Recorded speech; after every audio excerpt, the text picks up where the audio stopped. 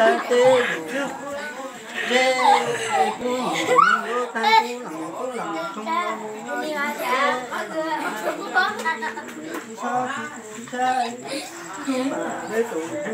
là chết quá. Một đứa lo xuống cột đi.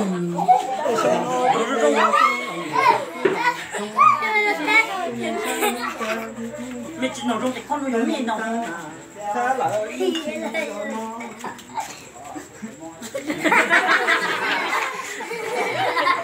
rất là lớn. Giờ lên từ một trò mới có được chưa?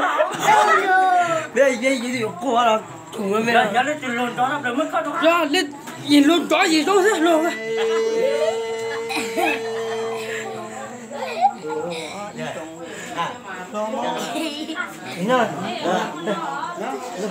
Nha làm chi chú đi nó trên nó tăng đu tăng nhau tôi đi là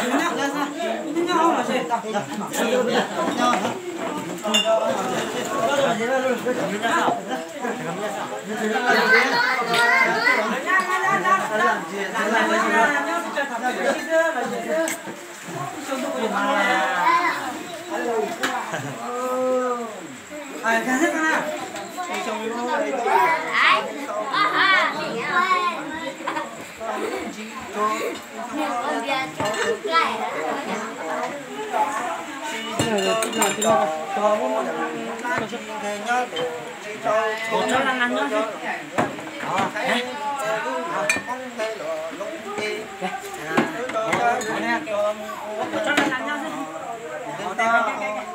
Ông biết hàng nào chụp ai hàng một không đi à? cái tiền khô mò thằng ra thằng